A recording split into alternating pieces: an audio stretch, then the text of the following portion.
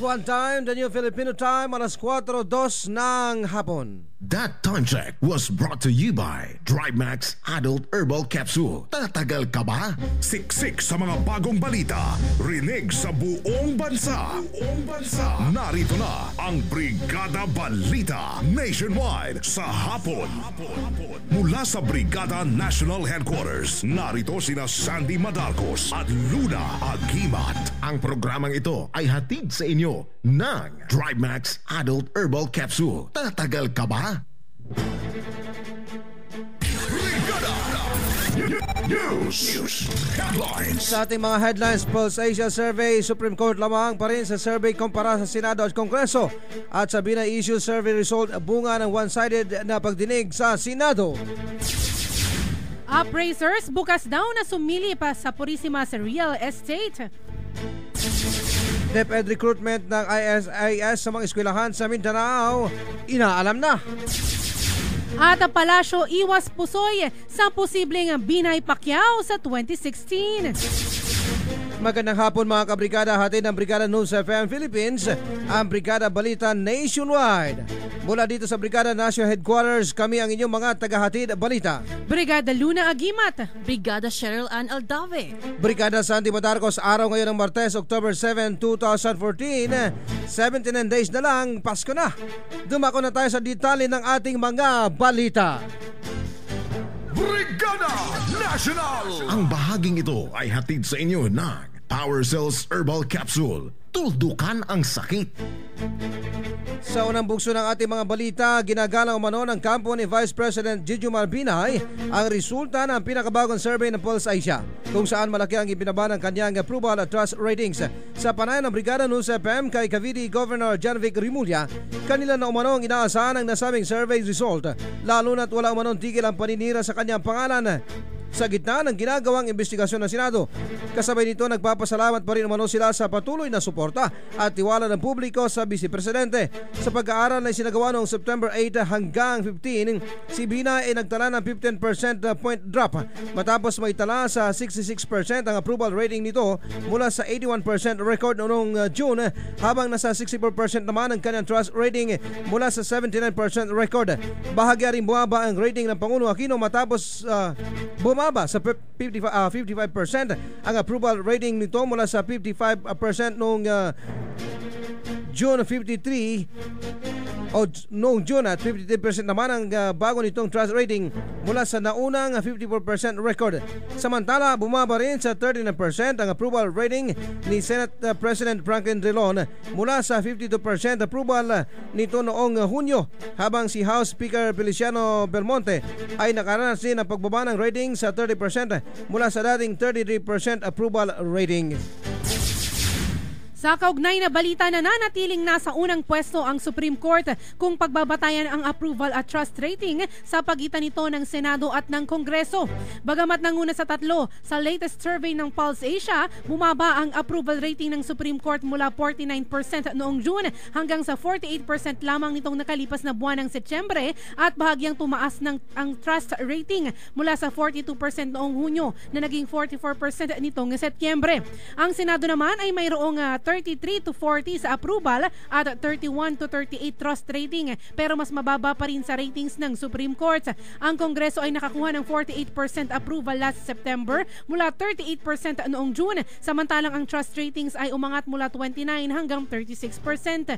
Magkagayunman, ayon sa Pulse Asia, bigo pa rin ang tatlong malalaking institusyon na makuha ang approval at trust ratings mula sa mas nakararaming mamamayan ng bansa na naniniwalang maganda ang performance ng tatlong ahensya ng pamahalaan dahil hindi umabot ang mga ito sa 50% ratings. Samantala naman, ipinaubayan na lamang ni Senate Blue Ribbon Committee Chairman Senator Chofisto Gingon III sa subcommittee ang pagresolba with finality sa naging apela ni Makati City Mayor Junjun Binay bago ituloy ang tinakdasa ng pagdinig sa kontrobersyal na Makati Building 2 anomaly. Paliwanag ni Gingona na maaari na lamang ituloy ng subcommittee na pinamumunuan ni Senator Coco Pimentel kung kailan nila reresolbahin ang jurisdictional challenge. Giit kasi ni Gingona na nakasaad sa Section 20 ng Rules of the Senate na nagpapahintulot sa subcommittee para gawin kung ano ang nararapat para sa pagdinig sa issue. Napag-alaman na noong September 25 nang naghain ng kanyang apela si Mayor Binay upang hiningin na hindi na lamang siya dadalo pa sa pagdinig ng Senado kaugnay sa umano'y anomalya sa Makati Project. Siksik sa mga bagong balita. Brigada Balita Nationwide. Sa dagdag na balita, maliban sa media, bukas din umano para sa mga real estate experts ang pagbusisi sa bahay at mga ari-arian ni Philippine National Police Chief Director General Alan Purisima sa bayan ng San Leonardo, Nueva Ecija. Sa panayam ng Brigada News FM, sinabi ni spokesperson Senior Superintendent Welben Mayor na bukas umano ang lidrato ng PNP na ipasilip sa mga kinaukulan ang kinukwestyong yaman ito para matiyak sa publiko na wala itong itinatago. Gayunman, nilinaw ni Mayor na limitado lamang sa rest house ang tripping dahil ito naman anya ang sentro ng sinasagawang investigasyon ng Senado.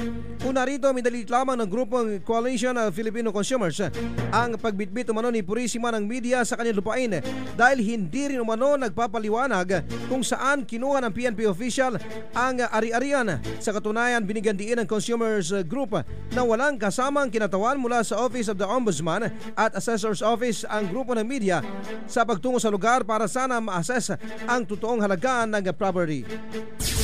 Brigada Balita Nationwide. Samantala, tawagin muna natin ang ating kabrigada nga si Leong Malikdem live mula dyan sa Palasyo ng Malacanang. Bagong Pulse Asia Survey, welcome daw sa Palasyo. Brigada Leo, i-brigada mo! Brigada Live Report. Welcome sa Malacanang, ang bagong survey na inilabas ng Pulse Asia Survey hinggil sa trust at approval rating ni Pangulong Noynoy Aquino. Sinabi ni Presidential Communications Secretary Sonny Coloma na bukas sila sa iba't ibang paraan ng pagpapahayag ng saloobin kay Pangulong Aquino, maging negatibo man ito o positibo. Lumabas kasi sa survey ng Pulse Asia na isinagawa noong September 8 hanggang 15 kung saan 1,200 ang respondents ay bumaba ito mula 54 patungong 53 points. Kumbinsido naman si Coloma na nakakatulong kahit papaano ang pagpapaliwanag ng Pangulo sa mga issue para malinawan ng sambayanan at makita ang mga ginagawang programa ng Pangulo para sa taong bayan. Tumanggi naman si Coloma na magbigay ng reaksyon sa malaking ibinaba ng trust at approval rating ni Vice President Jejomar Binay. Samantala, kinumpirma ni Coloma na kinikilala naman ng Palasyo ang Pulse Asia at maging ang Social Weather Station bilang mga credible survey companies. Mula sa Palasyo ng Malacanang para sa Brigada Balita Nationwide, Brigada Leo Navarro Malikdem, Brigada News. Brigada Balita Nationwide. Sa iba pang balita, inaalam ngayon ng Department of Education ang nakarating na impormasyon kaugnay sa umano'y recruitment ng ISIS sa mga estudyante sa ilang bahagi ng Mindanao kaugnay sa pagpapalawak ng network ng mga terorista sa buong mundo. Ayon kay DepEd Secretary Armin Luistro, sa ngayon ay nag-aantay ang kanyang opisina ng saktong detalye o verified information mula sa mga otoridad kaugnay sa napabalitang recruitment activities. Sinabi ni Luistro na sa kasalukuyan ay may mga bali-balita pa lamang ang naririnig ng DepEd pero magsasagawa din sila ng monitoring at mas maganda umano kung may makapagbibigay ng pangalan ng eskwelahan na mga importante para magawan agad ng hakbang na ma-coordinate sa mga otoridad. Una rito ay kabi-kabila na ang mga naging pahayag ng ilang opisyal sa Mindanao sa umano'y recruitment ng ISIS pero nanindigan ang sandatahang lakas ng Pilipinas na walang direktang ugnayan ng ISIS sa mga local terrorist na nag-ooperate sa ilang bahagi ng Mindanao at nakikisakay lamang umano ang mga ito sa usapin para mahikayat ang mga kapanalig. Samantala, deadma lang ang Malacanang sa lumulutang na tambalang Jejomar Binay at Manny Pacquiao para sa taong 2016 presidential at vice presidential race. Kasunod ito ng pagkita ng dalawa sa pagbisita ng pangalawang Pangulo sa General Santos City. Nitong nakaraang araw, sa panayam ng Brigada News FM, sinabi ni Presidential Communications Secretary Sonny Coloma na hindi umano sila sumasali sa partisan political preferences habang nananatiling nakasentro umano ang atensyon ng Administrasyong Aquino sa mga programang pangreforma sa nalalabing panahon ni Pangulong Benigno Aquino III sa kanyang termino. Una rito, bukas umano si Sarangani Representative Manny Pacquiao para suportahan ang kandidatura ni Binay para tumakbo bilang Pangulo ng bansa sa darating na presidential elections. Kasabay na rin ito ng pagsulong ng ilang miyembro ng United Nationalist Alliance or UNA ni Jejomar Binay Manny Pacquiao tandem sa 2016 election. Una nang inihayag sa Brigada News FM General Santos ni Binay patunay na bukas ang kanilang partido na kunin si Pacquiao bilang kanyang maging running mate, lalo na't isang makajos at makabayan ang pambansang kamao. Siksik sa mga bagong balita. Brigada Balita Nationwide. Samantala mga kabrigada, alam nyo ba na inirekomenda ngayon ng mga espesyalista ang paggamit ng bawang? Dahil maliban sa ilang reseta ng mga doktor na gamot para sa ubo at lagnat, edi dahil sa mabisa itong pantanggal sa mga panapanahong mga nararamdaman at pangontra sa nagbabadyang trangkaso. Ngunit madalang naman sa atin ang nakakain ng prito o buong hilaw na bawang, kaya ang ilan ay umiinom na lang ng ibang gamot. Pero hindi na ngayon, sapagkat ang kinatatakutan mong bawang ay alam mo yung bawang? Takot daw sa aswang, di ba? Ito pangkontra sa sakit. Correct. Oh, ang kinatatakutan mong bawang ay nasa kapsula na. Isa ito sa pinakamabisang sangkap ng Yung power. aswang ba sinasabihan mo, Brigada? Kasi yung sakit niya, Brigada Luna at Brigadang Sherlyn, ang sakit aswang din yan sa buhay ng tao eh. Di ba? Oo, correct. Taki mo pagka nagkasakit ka eh, kung ano-ano nang Aswangan. Oo, parang talagang inaswang ka na talaga ng sakit. Kaya mawawalan ho yan mga kabrigada dahil yung bawang, isa ito sa pinaka-ngabisang sangkap ng Power Cells Herbal Capsule na magbibigay sa iyo ng malusog na pangatawan at pangontra sa anumang karamdaman. Uminom lang ng 2 capsules 3 times a day, 1 oras bago kumain para sa inyong healthy lifestyle. Power Cells Herbal Capsule, available in all leading drugstores nationwide. One time, the new Filipino time, alas 4:13 ng hapon. Inyong napakinggan ang Brigada Balita Nationwide sa hapon.